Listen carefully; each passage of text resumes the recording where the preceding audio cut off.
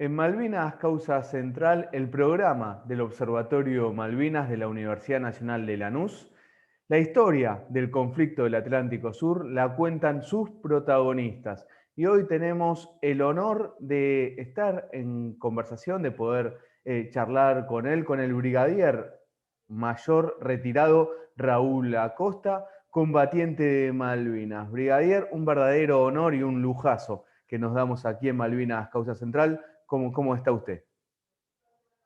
Muy bien, un gusto para mí también estar con la audiencia de ustedes, con esa prestigiosa universidad y, y en un tema y en un día o próximo a un día tan caro a todos, ¿no? Todos los argentinos. Así que un gusto, Juan. El gusto es nuestro. Si nos vamos al 2 de abril de 1982, cuéntenos su... Primero, usted ya era oficial de la Fuerza Aérea Argentina. Cuéntenos primero, bueno, de usted, en dónde estaba destinado, cuál era su rango. Bueno, yo en el 2 de abril del 82 estaba destinado en la Segunda Brigada Aérea. Ahí tenía asiento el grupo 2 de bombarderos, con aviones Canberra, bombardero mediano. Y buena pregunta, ¿cómo tomé yo el 2 de abril? ¿Qué hacía? ¿Dónde estaba? Bueno, yo estaba yendo en mi auto a mi trabajo, estaba yendo a la brigada. Y escuchando la radio, como lo hacía habitualmente, y ahí me entero, creo que esto dice mucho, ¿no? Ahí me entero que habíamos recuperado las Islas Malvinas. Eh, eh, bueno, shock.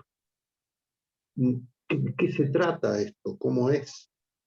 Ese 2 de abril, en la mañana, pasaron un par de horas sin ninguna novedad en el grupo.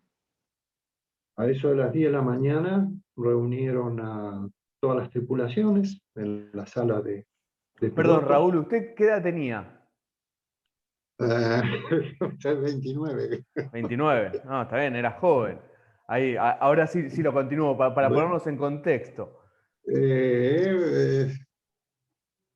sí, Y ahí lo sí, convocan 29. a la No, no, sala de 29. reuniones. Me quedé pensando, pero no, 29. Sí. Este, y bueno, a las 10 de la mañana, reunión, que mantuviéramos atentos, todavía no teníamos ninguna novedad, ni ninguna orden en particular. Nosotros la realidad es que estábamos en un grado operativo, te podría decir máximo, porque realmente teníamos muchas ejercitaciones reales. eh, es más, nosotros teníamos nuestras bombas, nuestros tanques de combustibles de campaña desplegados en una base en el sur, entre Trelew, que esa era la base que en caso de un conflicto nosotros íbamos a ir a ocupar. Jamás, a lo mejor otro me puede contradecir, yo pensé que íbamos a estar en ese día 2 de abril pisando Malvinas nuevamente. Y bueno, y después pasamos a la euforia de ese 2 de abril, a la tarde, no me lo voy a olvidar nunca, la gente en la plaza, nosotros tuvimos que ir a la plaza, y la verdad que yo me acuerdo que le dije a mi señora, cuando terminó ese acto, va a ser muy duro esto, va a ser muy duro. Yo tuve, y lo digo con total honestidad, y lo recuerdo ese día, de que se veía que iba a ser duro. Nosotros éramos profesionales, sabíamos a qué nos enfrentábamos. No éramos eh, chicos que no tenían ni idea. No teníamos idea que íbamos a recuperar Malvinas. Ahora, lo que significaba Inglaterra como potencia, como posible enemigo, la teníamos muy clara. Muy clara. Así que bueno, ese fue el 2 de abril y de ahí a los 4 días más o menos, una semana, no más, ya estaba desplegando a la base que nosotros teníamos asignada, que era la base naval, aeronaval de Trelew. Y, La Armada desocupó prácticamente esa base porque desplegó a otro lugar y nosotros ocupamos esa base como base de despliegue. A una semana más o menos, los aviones tardaron un poquito más en ir, pero la adelantada, digamos, para armar todo, a la semana ya estábamos allá. brigadier, recuerdo estamos conversando con el brigadier mayor Raúl Acosta, combatiente de Malvinas, y ustedes a los pocos días son desplegados allí a Trelew bueno, para lo que iba a ser el conflicto. Usted también mencionó antes que nunca habían, por lo menos, pensado que podían enfrentar un conflicto contra el Reino Unido. Tal cual. Dentro de eso, ustedes como pilotos nunca se habían preparado para una guerra aeronaval, porque además eso le correspondía a la Armada Argentina, a los pilotos navales argentinos.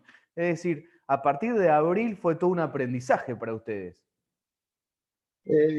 Totalmente, mira, has estado en el clavo. Realmente no lo estábamos. Yo me acuerdo que habíamos hecho alguna operación que nosotros le llamábamos aeromarítima, pero eran navegaciones, mar adentro. Las bombas nuestras eran bombas para uso terrestre, para Claro. uso en tierra, para blancos terrestres. Y también había que familiarizarse con la navegación en el mar, o sea, ir al mar, porque a lo mejor para un marino es, bueno, para nosotros no estamos acostumbrados a hacer, y sobre todo internarnos muchas millas más adentro, ¿no? Pero bueno, a partir de que el momento que llegaron los aviones, yo no me acuerdo, ponte a mediados de abril, comenzamos a practicar navegaciones aeromarítimas, alto, bajo. eh, Nos llevaron 2 fragatas, me acuerdo, la Santísima Trinidad, que era de la Armada, la colocaron frente a Trelew para que practicáramos y ellos con el radar para ver cómo eh, cómo nos detectaban, si entrábamos dentro de su abanico de tiro. Y bueno, estuvimos practicando ahí, hicimos algunos vuelos a Malvinas, todavía a Malvinas estaban tropas argentinas, hicimos vuelos a Malvinas para reconocer un poco la pista en Pradera del Ganso, la topografía.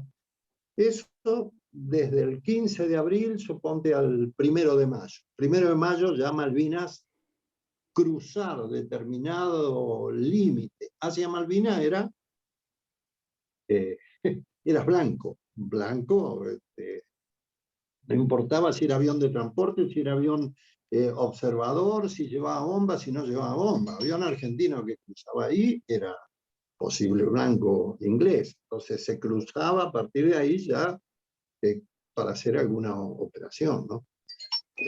Pero bueno, así fue el tema. Yo digo, no es malo, o sea, la gesta de Malvinas en sí nos tiene que orgullecer, tiene que ser yo sé que es una causa donde todos estamos de acuerdo. Ahora, eso no impide que pensemos y digamos, yo no puedo olvidarme, mis primeros camaradas de mi tripulación, muertos el 1 de mayo, cayeron al agua con un buzo de vuelo común.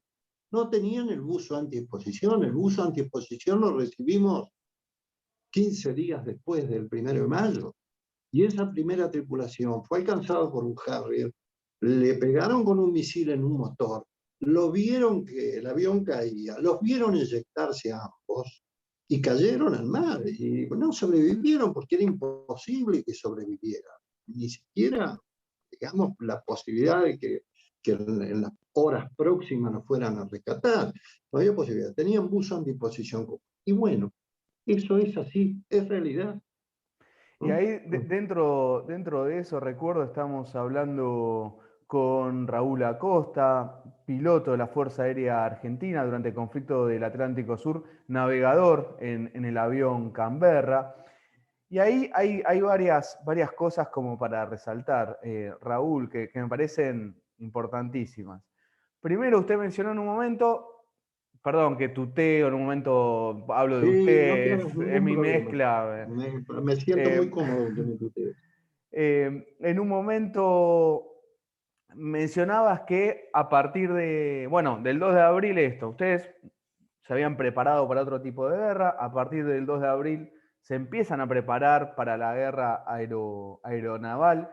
La Armada Argentina lleva ahí un buque a Trelew para que ustedes practiquen.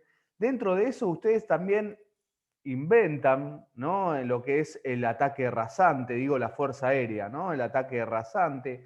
Cuentan también hay esto en distintos testimonios, que hubo una reunión entre pilotos de la Fuerza Aérea y hombres de la Armada Argentina, y ahí desde la Armada le dijeron a ustedes que no tenían posibilidad ante un ataque ante uno de estos buques británicos, pero ustedes se le dijeron vamos a ir igual, la rebuscaron, inventaron el vuelo rasante. Otra cosa que acaba de destacar recién es que compañeros suyos del avión Canberra que son atacados el 1 de mayo no tenían la ropa para poder sobrevivir en el mar del Atlántico Sur, digamos, pero y ahí voy, dentro de todas las limitaciones que iban viendo durante el mes de abril, llega el 1 de mayo, llegan los ataques y ustedes van.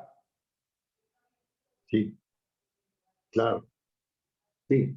Bueno, y ahí entra el tema. Yo siempre digo que la guerra del hombre que está en un avión, o al menos esta guerra, ¿no? Es distinta del hombre que está en tierra, que está en la trinchera, que lo están tirando todo el día.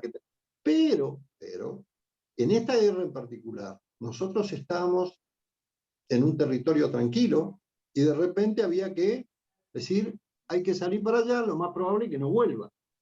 Y hay que hacerlo. Entonces, yo siempre digo que hay que bucear en lo más profundo, porque hay cosas que no te alcanzan.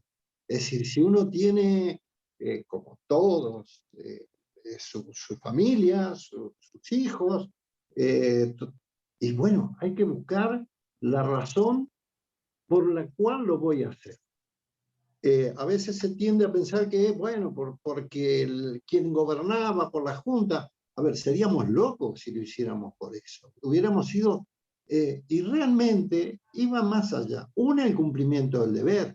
Es decir, yo me preparé para esto, la nación invirtió en mí para esto.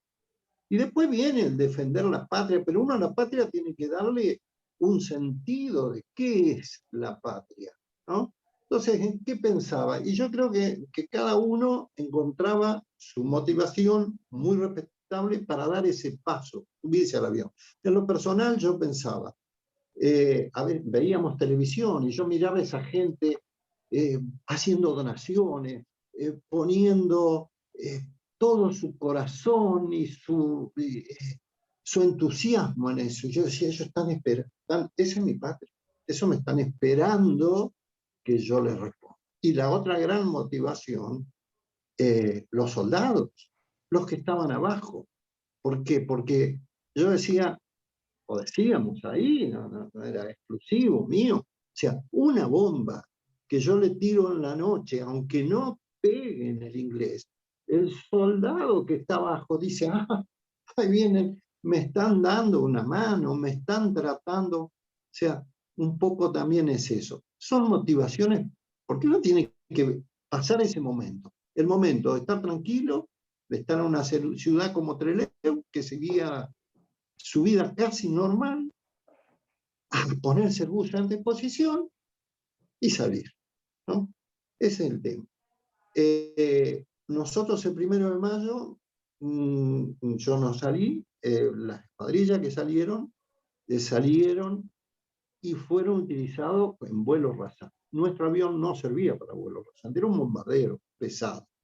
A partir de ahí ya hicimos otro tipo de misión, que era usarlos como bombarderos a tierra, ¿no? Para atacar las flotas. Era imposible con ese, sí, después los A4 y todos los aviones de caza que hicieron, digamos, lo imposible volando extremadamente bajo para llegar poder lanzar sus bombas sobre los objetivos navales.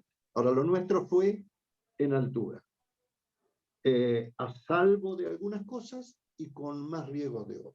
Detectados con tiempo, porque íbamos el radar Malvinas, los radares de los buques nos tomaban, los misiles de ellos a esa gran altura, nosotros atacamos a 40.000 pies por ahí, hubo hasta casi al final de la guerra, no tenían efectividad. Después la logran, o sea, algo pasó que lograron perfeccionar el sistema, que era el SIDA. Y los Harrier, nosotros íbamos con escolta de Mirage a atacar, y es como que evitaban también subir porque tenían desventaja arriba, ¿no? Entonces, teníamos alguna ventaja en cuanto a maniobrabilidad y posibilidades de sobrevivir. No obstante, nosotros perdimos el primer avión el 1 de mayo y en vuelo rasante o bajo, y el último avión el último día de combate, el 13 de junio, a 40.000 pies. Derribaron, por eso digo que ganaron en efectividad. Los misiles IDAR teóricamente no eran muy efectivos. Bueno, el 13 de junio nos derribaron y se acabó la guerra. El último avión fue un avión Canberra que cayó derribado por un misil SIDAR. Ahí, para ponernos también en conocimiento, quizás estamos hablando del avión Canberra y hay muchos y muchas que nos están escuchando y no saben bien de estas cuestiones de aviones. Recuerdo que estamos hablando con el brigadier mayor Raúl Acosta. En el Canberra, Raúl, van dos, o sea, va el piloto y el navegador. Y como usted hacía mención antes, en realidad es para atacar más sobre posiciones en tierra. Sí. Sí, esta es la característica. Otra es que ustedes también podían volar de noche, a diferencia de otros aviones. Así es. Sí. Hay, bueno, nosotros, nuestras operaciones empezaron a ser nocturnas, ¿no? Era el único sistema que podía operar de noche si bombardeamos en altura. ¿Cómo lo hacíamos? Con el apoyo del radar Malvinas. El radar Malvinas nuestro, ¿no? Nos iba guiando hacia el blanco. Nosotros hacíamos el cálculo de en qué momento empezar lo que se llama el reguero. Nosotros íbamos con 8 bombas de 1.000 libras, ¿no? Se espaciaban. Si hacía un reguero, iban secciones de 2 aviones y 2 aviones después atrás. Y bueno, esa es una zona amplia. Según información que tenemos, hubo 2 veces que se le voló el puesto comando. Entonces los ingleses estaban intrigados. ¿Cómo habíamos hecho? Nosotros no teníamos,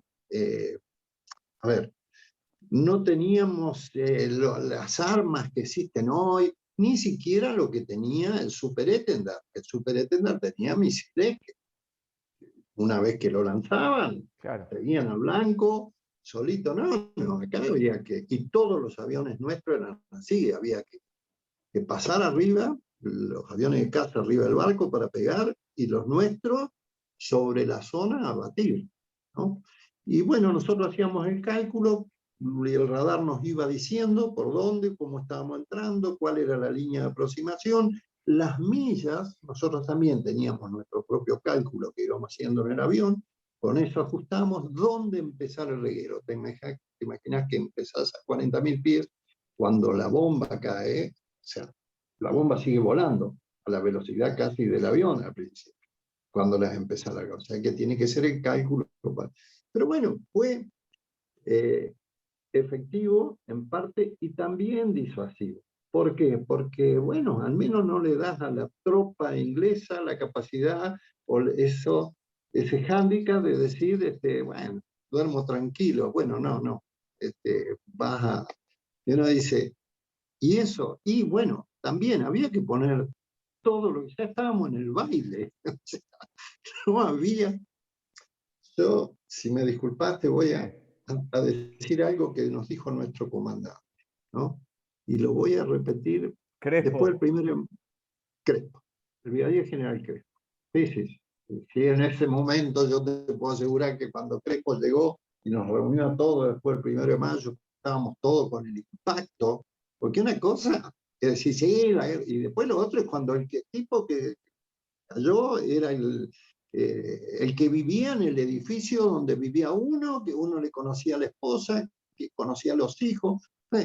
Cayó Crespo, nos reunió a todos ahí, fue por base, y más o menos nos dijo lo siguiente: ha sido duro y va a ser más duro, han llorado y van a llorar más. Muchos de los que están hoy sentados acá mañana no van a estar. Dijo una serie de cosas, preguntas. Señor brigadier, ¿las tropas tienen para pasar el invierno? No, señor.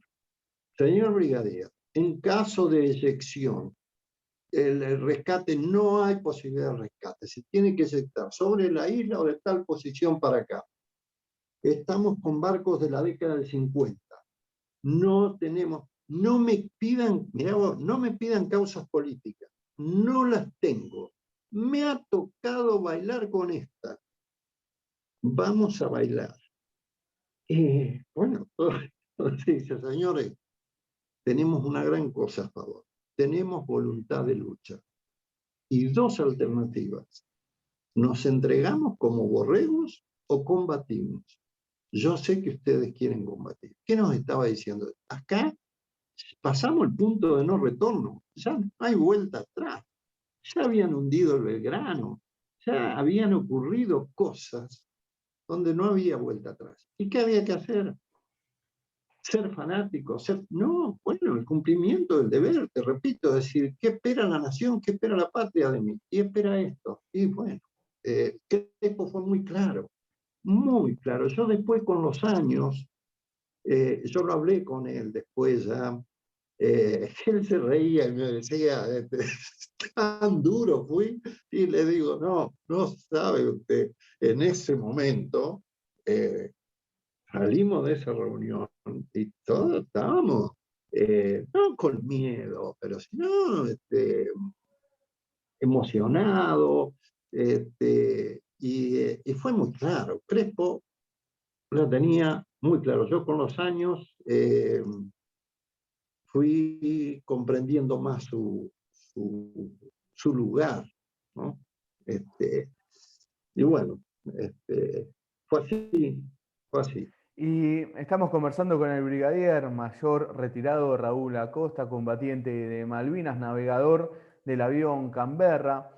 Y Raúl, ahí tenemos varias situaciones, ¿no? Voy a pasar en limpio cosas para hacer hincapié, en realidad, como para asentar la idea. Ustedes no estaban preparados para una guerra aeronaval durante unos días, 20 días, vamos a poner, durante el mes de abril, se prepararon para esa guerra. No tenían la ropa por si eran eyectados, van igual. Desde la Armada le Después sí, dicen, después sí, desde la Armada le dicen no tienen chance, ustedes van igual. El brigadier Crespo les dijo todo eso que nos acaba de contar y ustedes van igual, ¿no? Y tiene esas motivaciones, esto que usted en un momento decía que van por una de las grandes motivaciones eran los soldados que estaban en Malvinas. A todos los pilotos que he entrevistado lo han resaltado, ¿no? Eso la verdad que es, hasta emociona cuando dicen ustedes eso. Bueno, estaban los soldados allá, acá estamos, vamos a ayudarlos permanentemente, esa solidaridad para los soldados argentinos. El 1 de mayo empiezan los combates. ¿Cómo fue ese día para vos? ¿Cómo te enteraste que empezaron los combates el 1 de mayo? ¿Y qué pasó? Mira, yo me ¿Qué pasó habían, en Raúl Acosta ese 1 de mayo? sí, el 1 de mayo, yo hacía 3 días había sido replegado a Paraná. ¿Sí? Me habían replegado en un avión de transporte a Paraná. ¿Para qué? Porque había que armar otra base en otro lugar por las dudas. Por si había alguna reacción de otro lado, ¿sí?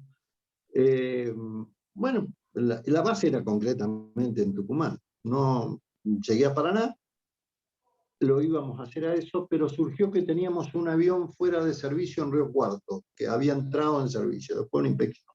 Había que ir a hacer un vuelo de prueba, entonces dicen, bueno, el 1 de mayo van a hacer un vuelo de prueba a Río Cuarto. Lo llevan en un avión guaraní, ahí hacen el vuelo de prueba y lo traen para acá. Ese 1 de mayo, el jefe de brigada, un brigadier, había invitado 4 o 5 matrimonios a su casa, ¿no? Nos había invitado con las esposas. Nosotros fuimos, cuando nos levantamos, a la mañana bien temprano para partir a Río Cuarto, nos enteramos que estaban bombardeando Malvinas. Padre del Ganso, que estaban bombardeando Puerto Argentino, del Vulcan que había tirado. Bueno, ya era, fuimos a Río Cuarto, hicimos el vuelo de prueba, el avión quedó en servicio, volvimos y ya ahí empezamos a escuchar año 82. No es como ahora las Claro. comunicaciones. Había que escuchar aparte para tener más o menos información, hasta una radio que venía de Uruguay, para tener una información que estaba pasando. Bueno, ya hablaban de ataques aéreos, todo lo demás. El brigadier dice, bueno, igual nos juntamos en mi casa, estábamos cenando, a eso de las 10 de la noche, terminamos de cenar, él recibe una llamada, se quedó muy, yo lo vi que había cambiado su semblante, nos separamos un poquito a tomar un café y nos dice, hemos perdido el Bravo 110, me acuerdo como si fuera hoy. Hemos perdido, le digo, señor, ¿nos derribaron el avión? Sí, señor. ¿Quiénes iban? Fulano y sultano. Eran un teniente jovencito de Ibáñez y el navegador, un primer teniente González. Dice, de Ibáñez y González. Le digo, pero tranquilo, dice, hay un buque, que aparentemente un buque polaco en la zona que lo va a buscar. Bueno, al rato lo vuelven a llamar y dice, los tripulantes están a salvo a bordo de un buque polaco.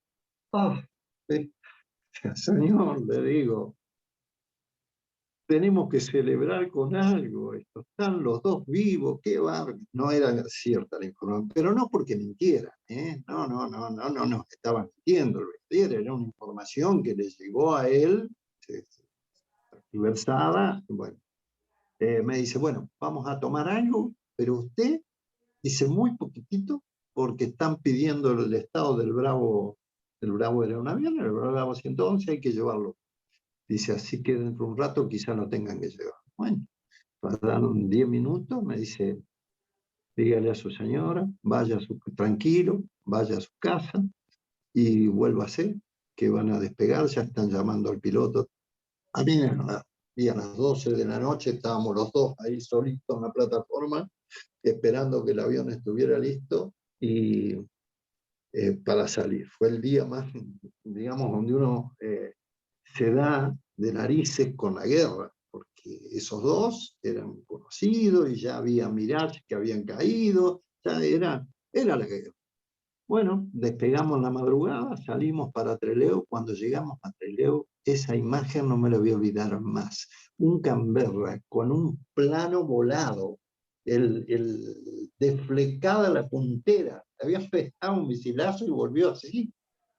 Y bajamos del avión y vemos ese avión parado ahí, con toda la puntera de ala abierta como con una abrelata, ¿no? O sea, todo son pasos que te van llevando a la realidad, que es la guerra, ¿no?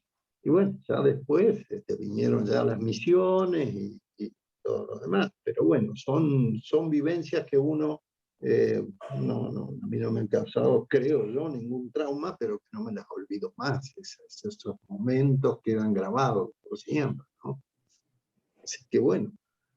Estamos conversando con el brigadier mayor retirado Raúl Acosta. Y Raúl, a partir de ese momento que quedás ahí destinado, vos decís, bueno, empiezan a llegar las misiones.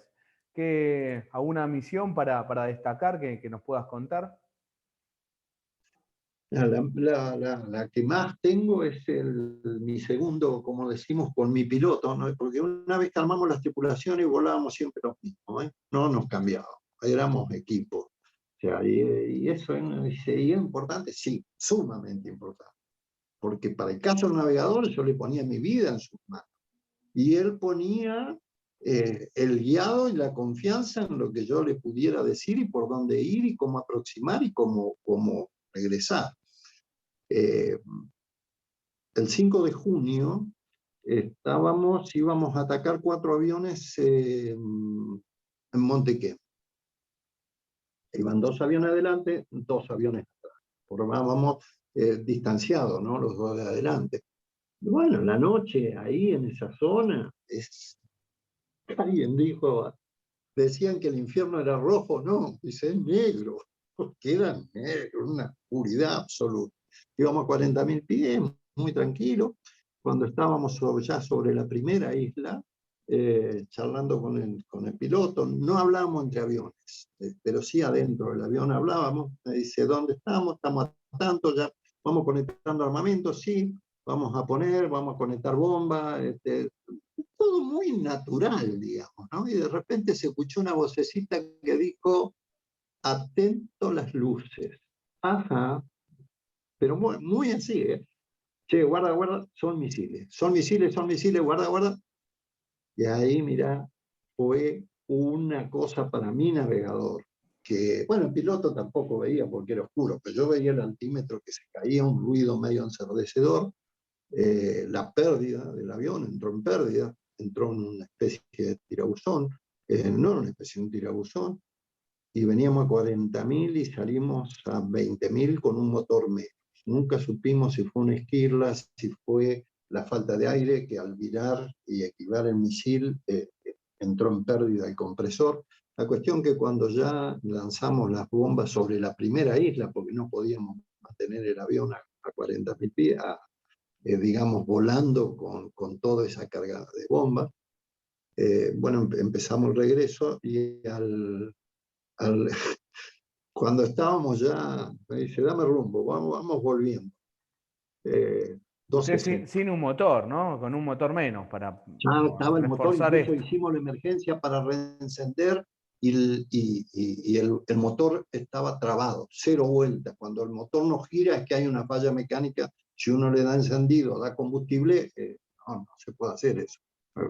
Explota eso. Claro. El avión no giraba, el motor no giraba. Dame rumbo, 12:04. Y ponía 180, más o menos así. Yo, viste, esperaba unos segundos, 12:04. No puedo. Digo, ¿no lo controlan? Sí, tengo un Harrier, acá a la derecha. Bueno, vamos para la Antártida. Yo digo, vamos para la Antártida a las 4 o 5 de la mañana, sería. Empezamos a volar, bueno, después Harrier ya no está. Y el radar Malvinas nuestro que nos decía, guarda que hay Harrier, no baje, que no baje, no podíamos volar a 40.000 pies con un motor menos. Bueno, por supuesto perdimos al resto de la escuadrilla. Volvimos y cuando estábamos aterrizando, este avión tenía se le había puesto en la guerra un radar, que no había sido muy probado. El avión de por sí era muy inestable, con un solo motor, hacía una cupla muy grande. Con el radar encima se comportó distinto. Cuando estábamos aterrizando se descontroló y terminamos en el medio del campo con el tren de nariz y el tren principal roto, digamos, desparramado ahí en la soledad del campo en Río Gallegos. Y después de tantos años, yo hace muy poco me llegó a mis manos una publicación de un piloto inglés que fue el que estaba con el Harrier esa noche, ¿no? Y él dice que lo iban guiando, su radar, y que cuando llegó no nos encontró, o sea, no estaba, No pudo ver, localizar. no nos pudo, claro, de ponernos en la mira de él en su radar. Pero ahora este año, en 2020, Mirá, me llegó esa ese publicación que el dato, claro. inglés cuenta de ese 5 de junio, su misión con el Harry, ¿no? Y Y ese fue el día más... ustedes para salir de ahí hicieron rumbo a Antártida. primero rumbo a la Rumbo a Antártida, o sea, Antártida. a Y ver, para después mí, porque continente. tener el Harry a la derecha, Claro. ir para el sur es lo que... Después ya cuando no lo vio más, me dice, no, ya no lo veo, ya no lo tengo. Y bueno, fuimos volviendo despacito, poniendo prueba al continente, un poco, habíamos Perdón, Raúl, perdido... cuando decís que no lo veían, ¿que eran el radar de ustedes? No, no, Ah, nosotros a no ver. teníamos radar, Ah, no, no, no, él lo que veía fue la luz, lo vio veía, el avión, lo veía sí, literalmente. visual, sí, claro, visual, la Qué luz, bárbaro. no, no, nosotros no teníamos radar. Y ustedes lo Eh, vieron y el inglés no, ¿no? Esto que te enterabas antes. claro, él no, Qué por tremendo. alguna razón, no nos tuvo no nos tuvo en su rango de tiro, no, no, evidentemente. No, yo nunca lo supe, ¿eh? Recién Claro. ahora que me llega este relato de una publicación que hizo en inglés, me entero que era el hombre que andaba dando vuelta ahí. Este, te digo que hay muchos casos de ingleses que después cuentan y en algunos casos se han contactado con los pilotos argentinos. En ese aspecto, el inglés, el piloto ha sido muy respetuoso con el piloto argentino, ¿no? El aviador inglés ha sido muy respetuoso. La verdad que ahí no, ahí era, pero después han sido... Raúl, y cuando aterrizan y les pasa todo eso, ¿cómo fue salir del avión ese 5 de cuando salimos en junio? avión yo primero porque el navegador no siente. ¿Qué le pregunto? ¿Lo controlás? No, me dice. Me eyecto. Y me dice, no, que estamos bajo, no, que estamos bajo. Y ya ahí me dice, eyectar la escotilla. La escotilla eran 30 y pico de pernos explosivos que te iban a la cabeza y te sacaba uno de los seguros del asiento eyectado, ¿no? Cuando voy a eyectar la escotilla, había un botoncito acá a la izquierda, escucho el primer golpe, un golpe, se hagan el golpe en la pista primero, porque pega en la pista y sale así como a 45 grados, ¿no? Y ya se escuchan los ruidos de la piedra y todo, y es como que, viste, algo instintivamente, hice lo que no debía haber hecho. Debía haber eyectado la escotilla, no la eyecté, fue el tema de, digo, se me lleva el asiento a una sección ahí a esa velocidad y todo. Bueno, no, de repente se detuvo el avión, cuando yo me voy adelante, él ya estaba desatado, yo había arrancado el casco, todo, y bueno, ahí los dos con la cabecita adelante, mirando, todo oscuro, porque se había apagado el motor operativo, ya se había cortado energía, todo, y me dice, abrí. Y yo tenía la linterna, prendo la linterna y me dice, qué grande. Siempre íbamos con linterna, tenés linterna. Y me dijo, sí. Bajamos la puerta, ¡oh! Ahí pegó nomás en el piso. Cuando nos bajamos veíamos las luces rojas de la ambulancia, de, la, de, de los bomberos, pero no, las veíamos lejos, no estaban. Y bueno, ahí los dos charlando y él me dice, mirá lo que hicimos, destruimos el avión. Y, claro, es el shock, ¿no? Del piloto ver el avión. Y claro, vos lo veías el avión caído sobre un plano, el motor apoyado en el piso, la rueda de nariz quebrada, el tren principal derecho quebrado. Y se lo hicimos pedazo al avión, mirá, algo, nunca me había pasado esto. Bueno, le digo, pero estamos vivos. Y dice, a ver, ¿dónde tengo el misil? Dice, dame la linterna, nos han pegado. Y me enfocaba él el motor. Bueno, no se iba a ver nada. Y en eso, bueno, ya yo me subí al avión, también no hay que hacerlo, subí al avión a buscar mis cosas, preocupado por recuperar mis cosas, ¿no?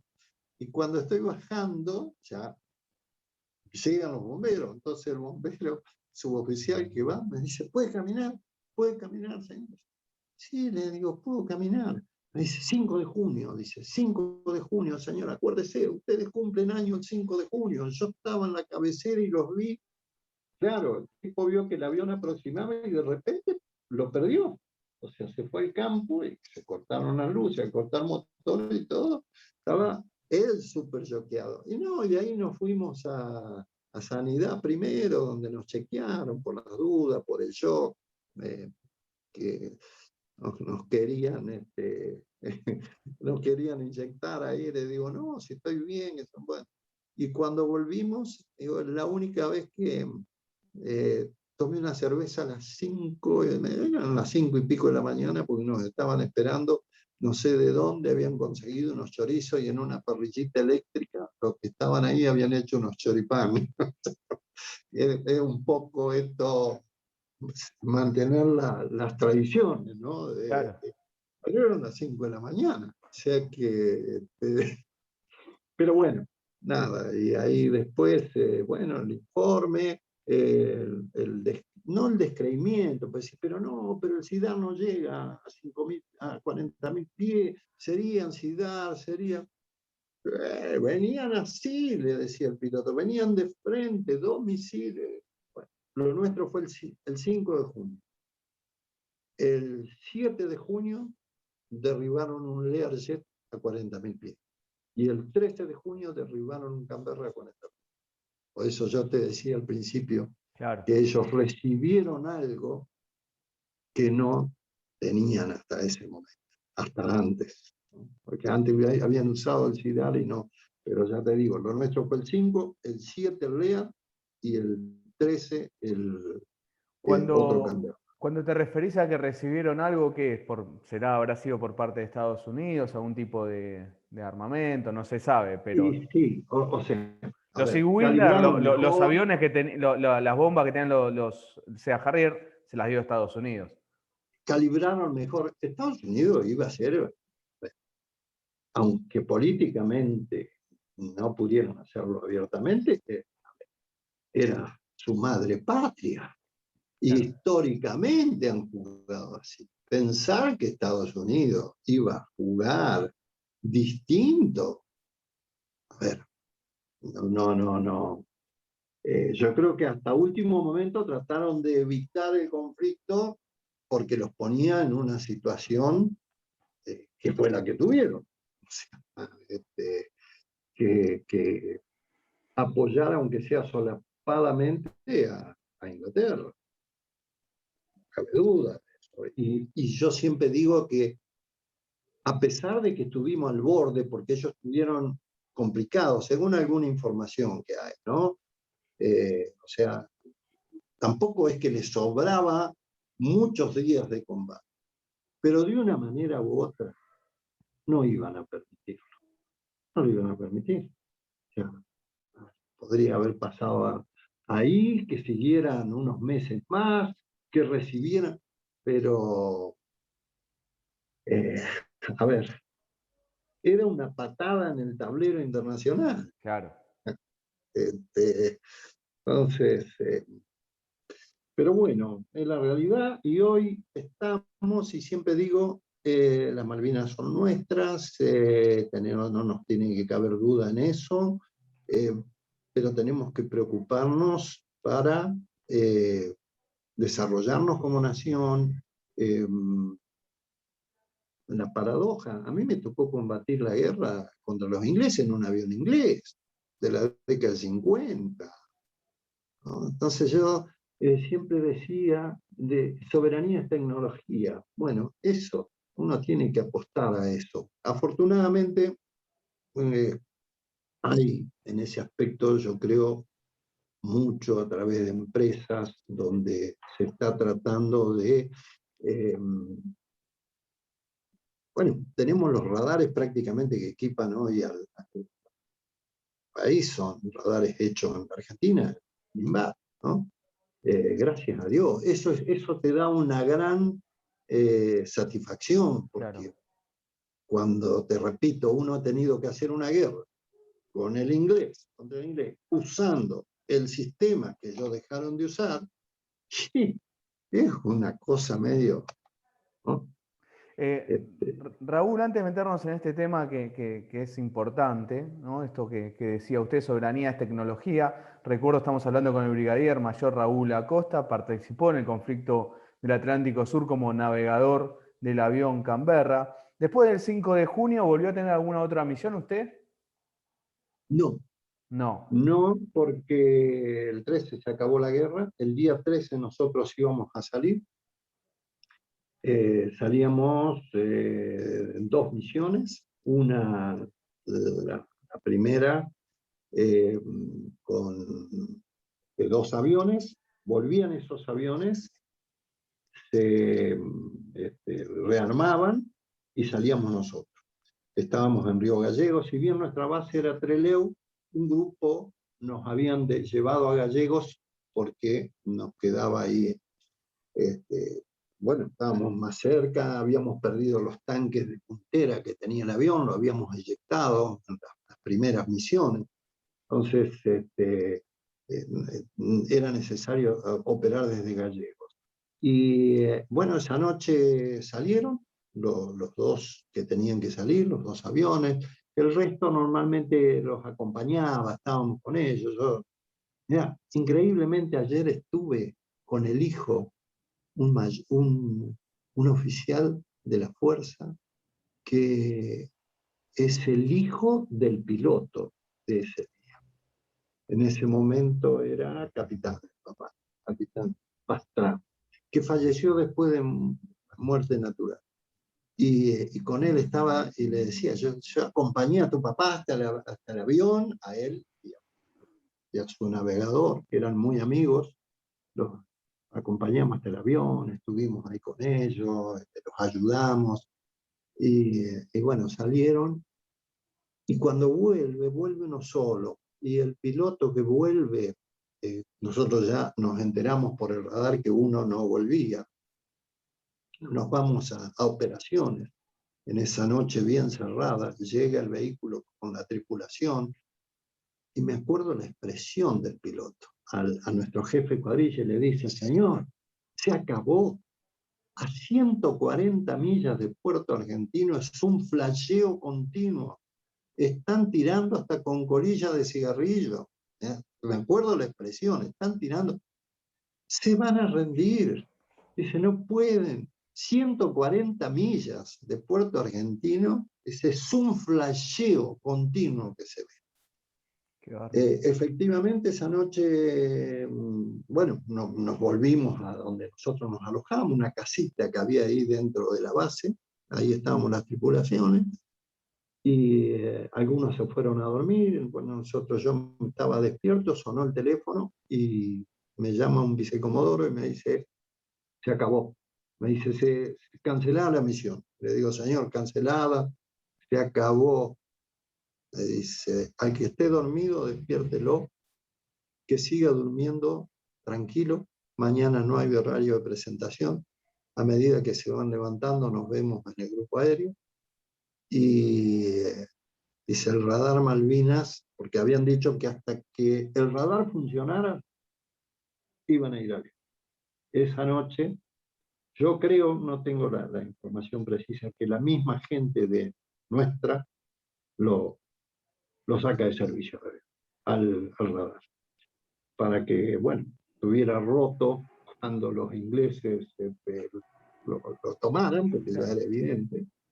Y efectivamente, al otro día nos levantamos, nos fuimos y ya se hablaba de que había un alto el fuego, de que estaban... Pero ¿cómo fue ese momento? Perdón que te interrumpa, Raúl. ¿Cómo fue ese momento que te dicen, bueno, se acabó, para vos, que venías llevando ya varios días? ¿Cómo Lo fue? Te fui dicen, se despertando, terminó.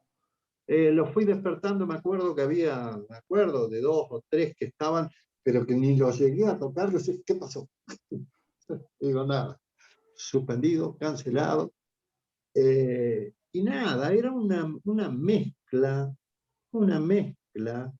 rara, porque por un lado era la concreción de lo que se veía venir, ¿ah? Porque aparte nosotros en las cartas que teníamos íbamos viendo las posiciones inglesas, que eran importantes para nosotros para no sobrevolarlas. Entonces, según la información que nos llegábamos, y veíamos cómo todo cada vez era más rojo, cada vez más inglés. Es más, esa última misión que no llegamos a hacer, yo me acuerdo que cuando estábamos en el briefing, nos daba la gente de inteligencia para darnos la información y dónde había que tirar. Mi pregunta fue, señor, porque uno veía que el borde era el riesgo de tirar largo y que pegara a la propia tropa. Y me dice, mire, si tira un poco más corto, le va a pagar. Seguro le pega a los ingleses. O sea, que si hay que tirar, que hay que errar que sea corto y no largo. Porque ya estábamos al borde de Puerto Argentino. O sea, esa misión era muy ya sobre la ciudad. Bueno, ¿cómo se vivió? Ese primer día fue el shock al otro día de juntarle las cosas los que habían sido derribados, ¿no? Esa cosa de la máquina de afeitar, me acuerdo de la máquina de afeitar porque te decía a este chico, le digo, yo le metí todo a tu papá en el bolso, en la bolsa del casco, porque en la bolsa del casco tenía el nombre de él y ahí uno iba metiendo esa sensación. Y después ya viene la rendición, que seguíamos en Gallegos. Y me acuerdo esa noche de la rendición, estábamos todos escuchando a Galtieri por televisión, hablando de un alto al fuego, que ya pues, era rendición, ya está, se acabó. O sea, los tipos que están allá van a ser presos.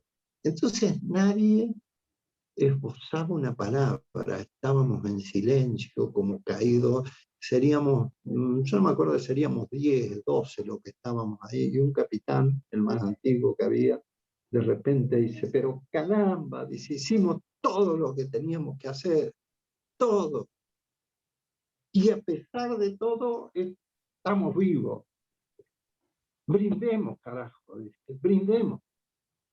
Y bueno, ahí hicimos un brindis con un sabor, el sabor amargo de la rendición, el sabor amargo de los tipos que no ibas a ver. O sea, ya te digo, estos últimos que derribaron. Bueno, del papá de este joven que te contaba, Pastrán, a los 48 horas tuvimos la información que lo habían recuperado. Los ingleses lo recuperan, ¿no?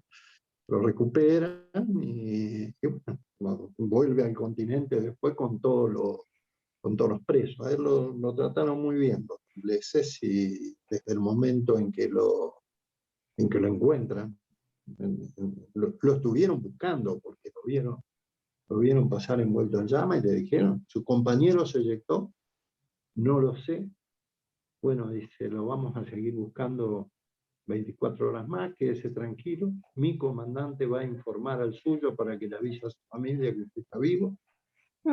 Todas cosas que uno dice, ¿no? Sí, desde el punto de vista sociológico, bueno, eso es la guerra, ¿no? Claro. Y una guerra con estas características, donde a lo mejor no había, había un fanatismo ni el inglés era profesional, entonces no estábamos hablando de una guerra donde el prisionero lo iban a mal. Sí, por supuesto, después lo trataron como prisionero, no es que lo iban a tener. Imagínate con la cantidad de gente que cayó presa ahí en la isla, estaban Sí, sí. en forma muy precaria, ¿no? Muy precaria. Bueno, de ahí al maltrato es otra cuestión, ¿no? Raúl, y para cerrar el capítulo Conflicto del Atlántico Sur, recuerdo estamos hablando con el brigadier mayor Raúl Acosta, navegador del avión Canberra durante el conflicto. Termina todo esto, ustedes hacen ese brindis, como mencionaba antes, y volvés a tu base en Paraná, me imagino. Sí. ¿Y cómo fue el regreso? Porque ahora ustedes además en la espalda tenían nada más y nada menos que una guerra. ¿Cómo fue ese volver ahora a ser militares en época de paz? Bueno, es como, eh, a ver, primero fue el volver, el encontrarse con la viuda, con el caso, qué sé yo, por ejemplo, yo tenía un amigo de de mi época civil, que éramos muy compinche, que volaba a Pucará, no era compañero mío, era 3 o 4 años más moderno, pero éramos muy amigos, y bueno, tenés que ir a ver a su mamá, a su papá, eh, esas cosas a él lo matan, lo derriban con Bucará. Este, pasar eso, y yo creo que Malvinas, en mi caso, uno siempre en esto tiene que ser respetuoso de lo que implica para cada uno. Yo, eh, cómo lo va madurando después, ¿no? Porque en el momento, la juventud, como que uno no toma conciencia de lo que fue realmente, más allá de la vivencia personal. Yo siempre decía que Malvinas debía ser el día a día, o sea, en cada cosa. Es muy fácil quejarse, decir, bueno, pero no tenemos esto, no tenemos lo otro. Siempre me acuerdo de lo que decía Crespo, y yo se lo repetía mucho. Yo fui varios años profesor en la escuela de guerra, y yo decía, eh, bueno, a ver, cada uno tiene que centrarse en lo que tiene que hacer y en lo que la patria, la nación, invierte y espera de usted, ¿no? No, eso se va haciendo cada vez más sólido. Es decir, bueno, tenemos que pelearla día a día. Y con esto, con los medios que hay, con lo que... Entonces, siempre decía, Malvinas tiene que estar presente todos los días, pero no para ir con el cuchillo entre los dientes, ni cero, no, para pelearla. Mira, el año pasado me hablaba con unos chiquitos que me pidieron chiquitos, de una escuela primaria. Y yo le decía, miren, a ver, heroico en ese momento es lo que están haciendo los médicos, heroico es lo que están haciendo, todo es. Y si uno tiene la vivencia de Malvinas para la entrega en lo poco, ¿no? Pero hacerlo con un compromiso nacional, social, ¿no?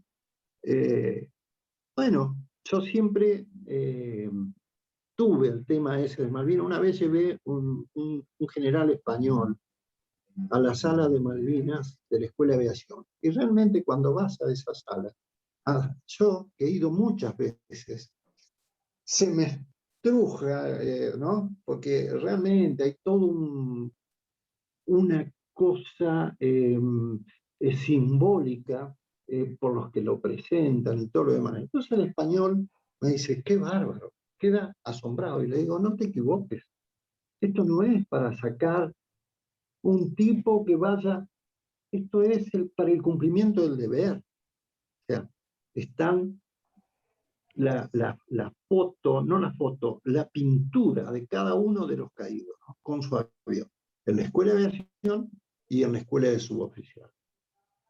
Entonces uno dice, ¿y qué le quieres decir? No, a ver, eso es compromiso, es cumplimiento del deber, pero no necesariamente en la guerra es el extremo,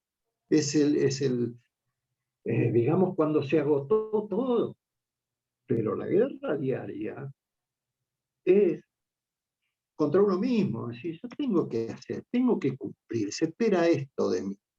Yo creo que a mí en lo personal es la enseñanza, además de valorar las cuestiones personales, o sea, cosas que a lo mejor antes uno se hacía 10.000 problemas, y como decir, eh, cambia su escala, digamos, de valores, pero en lo profesional, en el desempeño como ciudadano, y con todo lo demás, yo siempre digo que es la enseñanza más importante que me dejó Malvinas y me lo sigue dejando. Y por lo que vi en los otros, lo que vi en los otros, lo que vi en el soldado ¿cómo es que se llama? Pordoñeri, a quien no conocía John Malvinas. Pordoñeri ostenta la condecoración más alta que otorga la nación argentina. Un chico que cuando uno habla, dice, ¡ah, la pucha! ¿No? Sí. Cuando tuve una charla con él, me emocionó escucharlo, lo que fue su defensa, en hablar del oficial que él tenía a cargo y decir que él le dijo, vos tenés razones para vivir, porque tuviste una hija y no quería irse, y le apunté y le dije, replegá a mis compañeros, y se queda ahí en el monte dos hermanas tirando. Entonces uno dice, está bárbaro lo del héroe, pero no es el héroe de bronce, no, es el ejemplo que me sirve para el día a día, ¿no? Para hacer lo que tengo que hacer.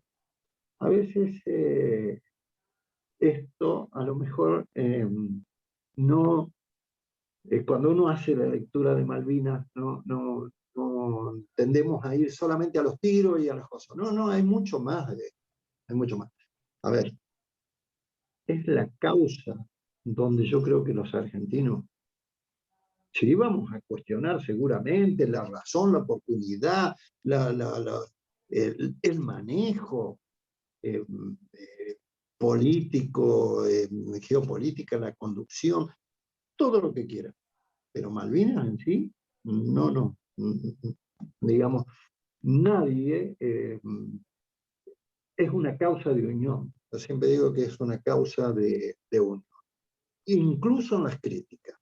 Yo creo que incluso en las críticas, que no es una crítica de la gesta de Malvinas, sino yo creo que vamos a coincidir en cómo se toma en las improvisaciones y todo lo demás. Bueno, pero eso es otra cosa.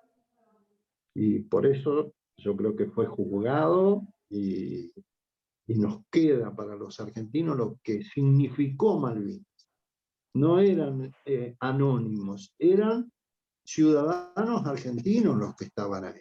Los oficiales, los suboficiales, los soldados, los civiles, todos eran por igual. ¿Eh? Entonces, Y los perdón, soldados, perdón, Raúl, y los soldados era el pueblo argentino en armas defendiendo a la nación, porque el soldado totalmente. conscripto en ese Sí, momento, como estaba obligado a hacer la colimba por to- 1900, pero era el pueblo argentino. Esos, porque ustedes quizás eligieron la carrera totalmente. para eso, pero los soldados estaban cumpliendo el deber en representación del pueblo argentino. Como ustedes también, no estoy diciendo que no, a lo que voy es, bueno, pero los soldados no Sí, eran de sí, carrera, sí, era el pueblo argentino allí. Y, totalmente. Totalmente, por eso te ponía el ejemplo de Poltronieri, a quien claro, traté no sé si lo debes haber escuchado sí, nombrar a sí, sí, lo Poltronieri, entrevistamos también, sí, lo entrevistaron, bueno, ¿no? Poltronieri, a ver, hay enormidad de Poltronieri, claro. ¿no? Eh, este chico, porque bueno, surgió que queda, cuando lo escuchás, entonces decís, ah, me enorgullezco de Poltronieri, me enorgullezco. Y como bien decís, imagínate si para nosotros fue un golpe, ¿no? Ir navegar hacia el mar. Y claro, para el soldado también, más, no era profesional. Entonces, mucho se hizo. Y los oficiales, respetables oficiales que han tenido, nada, yo me acuerdo la primera reunión de veteranos de guerra que se hizo, no era una reunión que se quería, pues, todavía el tema Malvinas, primero la Junta fue de tratar de... La primera reunión, yo no conocía a nadie, fui y había soldados del Batallón de Infantería Marina 5, del BIN 5, y venían todos, por supuesto ya de baja, ¿no? Y saludaban a un señor que estaba de civil también, y los saludaba, y él los llamaba por el nombre. Yo digo, ¿quién es este? Robacio. Ese era el comandante del BIN 5. Ajá. mirá vos, me llamó la atención que aparte un trato de conocimiento. Cuando termina el almuerzo, había un general, mi coronel en ese momento, que había ido a la guerra con, con un ano contra natura, porque lo habían operado, un Quevedo, artillero. Quevedo, ¿Cómo? Quevedo. Que ve. Se para, Robacio y dice, perdón, yo quiero decirle algo, acá están mis ex soldados.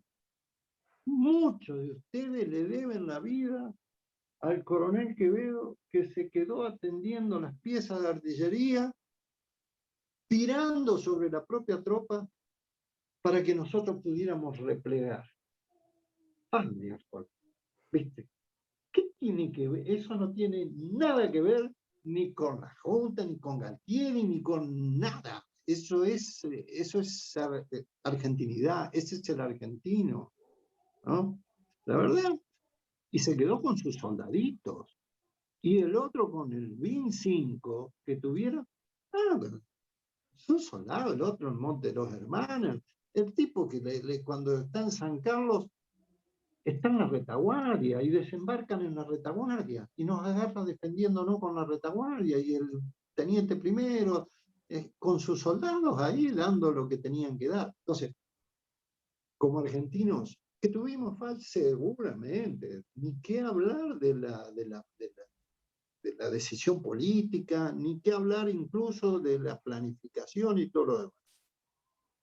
Pero tenemos motivos para sentirnos orgullosos de nuestra gente, todos. Y los civiles que quisieron ir, ¿no? Y los pilotos civiles que volaron, ¿no? Pilotos de aerolínea, pilotos de IPF, bueno, estaban desplegados. De hecho, los hemos cruzado, formaron parte del Escuadrón Fénix con los Learjet. Entonces, hay muchas cosas interesantes para rescatar y para la actualidad.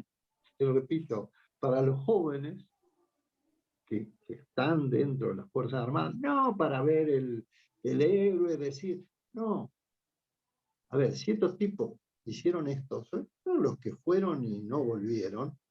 A ver, ¿cómo no voy a hacer en lo poco? ¿Cómo yo no voy a tener el compromiso y la obligación de cumplir? Así que bueno, hay muchas enseñanzas de Malvinas. Y entre esas enseñanzas, recuerdo que estamos conversando con el brigadier mayor retirado Raúl Acosta. Entre esas enseñanzas, en un momento mencionaste soberanía es tecnología y además para ir también finalizando, porque te estamos abusando de tu tiempo amablemente, dijiste soberanía es tecnología.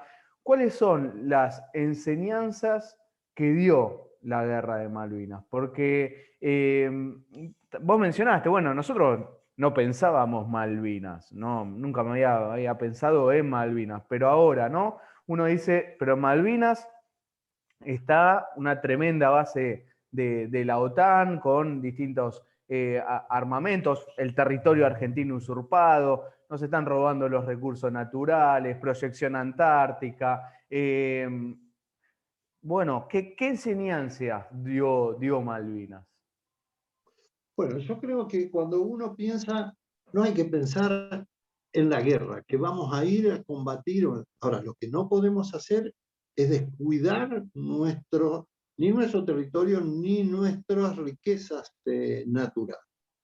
Nosotros en el sur, bueno, por ejemplo, yo digo, soberanía y tecnología. La verdad que es un orgullo tener, por ejemplo, radares, creo que lo mencioné antes, hechos en el INVAP. Son radares nacionales, a lo mejor en otro momento si hubiéramos salido y compramos hecho. No, esto los hace INVAP y nos están equipando. Yo realmente no sé hoy si en el sur ya también hay algún tipo de radar, pero sí estoy seguro que está dentro del proyecto de radarización y en un plazo, entiendo que mediano plazo o breve, tendremos también radares en el sur. Porque mínimamente tenemos que estar en capacidad de vigilar nuestro espacio aéreo, ¿no? Mínimamente vigilar nuestro espacio aéreo, y eso no implica que eso es demostrar que estoy cuidando. Cuando uno está en el norte, cuando se lanzó, yo me acuerdo en el año 2012, creo que fue, en el norte, un control del aeroespacio que se llamó Escudo Norte, es la presencia del Estado Nacional con radares, se llevaron aviones, se desplegaron radares terrestres, tuvo el ejército también, gendarmería, y el ejército dando el apoyo logístico y la Fuerza Aérea haciendo lo que tiene que hacer, el control del aeroespacio. Yo creo que afortunadamente, a pesar de que uno quisiera tener más tecnología, más cosas y todo lo demás, se está dando mucho a lo que es el desarrollo nacional. ¿Vamos a poder todo? No, no se puede, todo es imposible tener todo, pero sí, ya sea estatal o privado, ¿no? De tener. Nosotros en la guerra, los primeros tanques suplementarios se eyectaron en las primeras misiones. Nos quedamos sin tanques suplementarios. Apareció una empresa de Córdoba que fabricó el tanque suplementario. O sea que tenemos capacidad, ¿no? Tenemos capacidad. Bueno, hoy yo no conozco otra fuerza, pero por ejemplo, la fábrica ha recomenzado y posiblemente estamos con diseño, desarrollo y fabricación de un avión de entrenamiento, sí, de entrenamiento, pero bueno, está muy bueno que la fábrica de aviones vuelva a retomar su razón fundamental, fabricar aviones Claro. y diseñarlos, ¿no?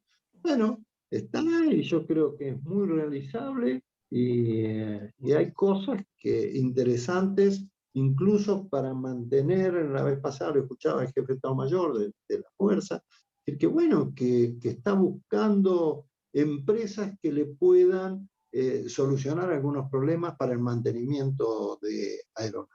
Bueno, si en buena hora, si hay una empresa que primero que va a desarrollar, y eso tiene una importancia tremenda, o sea, tener que desarrollar tecnología propia para poder, aunque sea mantener un avión que no fue fabricado acá.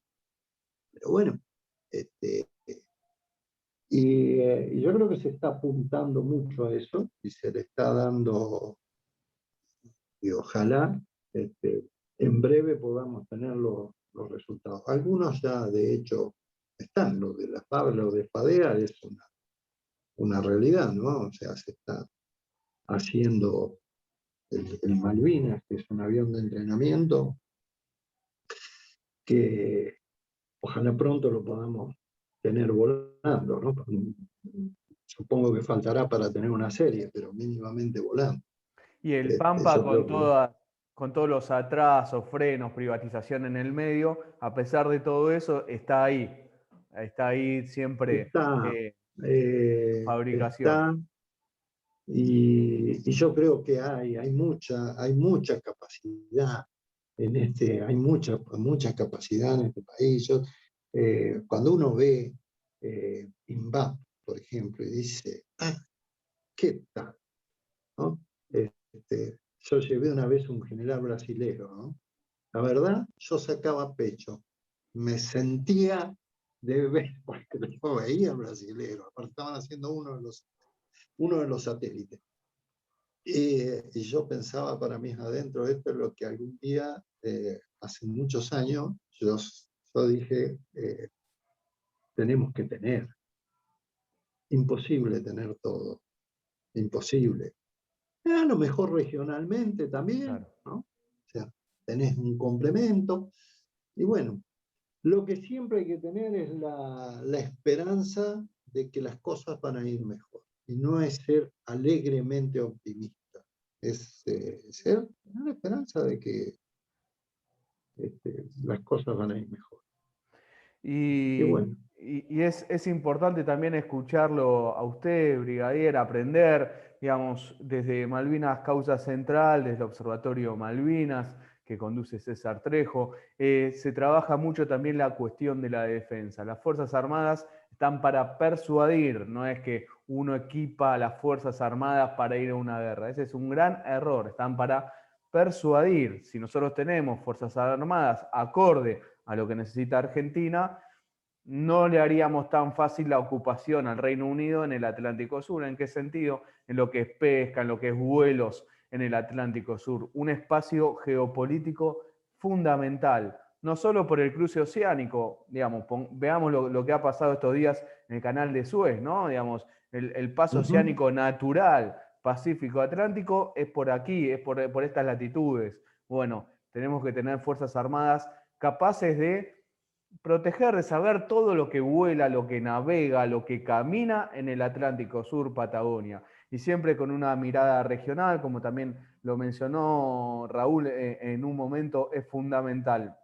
Creemos, Gran Bretaña, el Reino Unido, nos sigue haciendo la guerra por otros medios. El año pasado el ministro de Defensa, Agustín Rossi, contó cómo el Reino Unido frenó la compra de aviones que iba a hacer Argentina, Totalmente. o que estaba en conversación, en realidad estaba en conversación, pero se metió ahí el Reino Unido para que no compremos aviones. Pero nosotros tenemos un ministerio de defensa, no un ministerio de guerra. Y justamente lo que queremos hacer es proteger, cuidar. Y a nuestras Fuerzas Armadas le tenemos que dar, como Estado, nosotros como pueblo, nosotros como universidad, las herramientas para que ellos estén capacitados para hacer a lo que decidieron hacer, la carrera militar, para defender, y lo cual estamos muy orgullosos. Bueno, nosotros como Estado, como nación, le tenemos que dar las herramientas, los aviones, los radares, la capacidad, las horas de vuelo. Todo eso tiene que ser una política de Estado. Tenemos que entender que Argentina tiene un conflicto con el Reino Unido. ¿Quiere decir que vamos a ir a la guerra? No, no. Lo hemos explicado 3 millones de veces y esto lo aclaro por si alguna vez, por si nos está escuchando alguien por primera vez. Pero las Fuerzas Armadas tienen que estar capacitadas para persuadir. No vamos a decidir si vamos a una guerra o no, pero sí persuadir el conflicto. Y creo que escuchándolo hoy, Raúl, hemos aprendido mucho de esos. Me llevo esto de soberanía, es tecnología, hay que profundizar eso. Estamos orgullosos de nuestros satélites que están allí en el espacio exterior llevando la bandera argentina, los radares que tan necesarios son para la República Argentina, pero no hay defensa sin tecnología y no hay soberanía sin tecnología. Soberanía es tecnología, lo contaba Raúl Acosta, y eso también lo aprendimos o lo aprendieron ustedes especialmente en el conflicto del Atlántico Sur. Raúl, algo que para cerrar, para finalizar, algo que quieras mencionar. No, nada, para complementar lo que decías, muchas veces se pensó que el tema de la defensa es un tema militar, ¿no? Vos dijiste por ahí. No, no, lo militar es una partecita, es el instrumento de la fuerza que tiene que acompañar la política nacional dentro de la cual se encuadra la política de defensa. Y ahí se entrelazan la política internacional, todo. El instrumento militar es un instrumento que se desarrolla, como bien dijiste, para disuadir, para estar atento, es como el seguro, digo yo. ¿Cuándo lo vas a usar? Ojalá que nunca lo tengo. Y es al servicio de la política nacional, dentro de lo cual se encuentra la política de defensa. Esto es muy claro.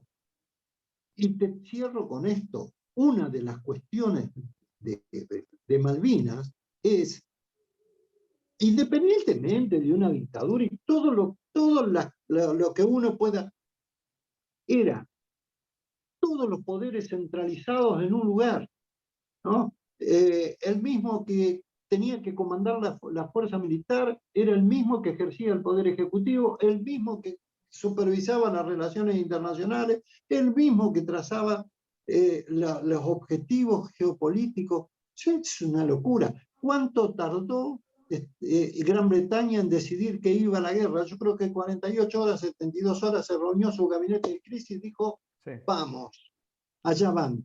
Nosotros estábamos, si viene, si no viene, porque estábamos atentos a una cosa, atentos a la otra. Entonces, en la política nacional es distinto. Cada uno se va a ocupar de lo que se tiene que ocupar. Hay una política, hay un objetivo que se perseguirá y que no necesariamente va a terminar con el empleo del instrumento militar.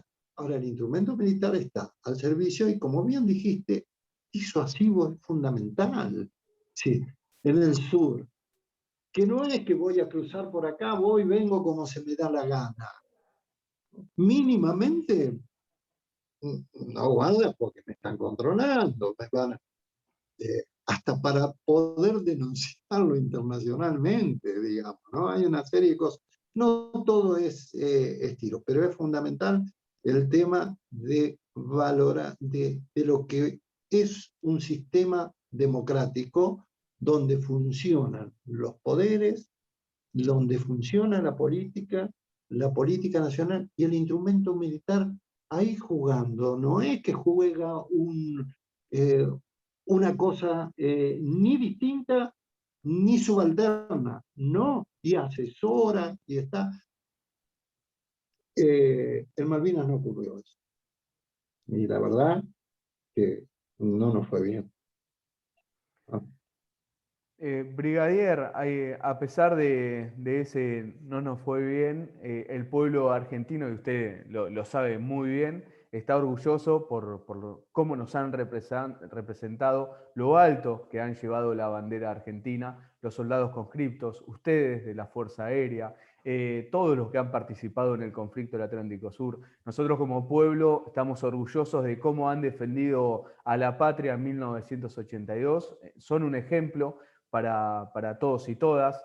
La verdad que muchas veces ustedes nos han enseñado que ante la adversidad el enemigo es más grande, los soldados que a pesar de un montón de inconvenientes, bueno, cuando es el momento de dar la pelea, en el sentido que sea de la vida, hay que darlo, no hay que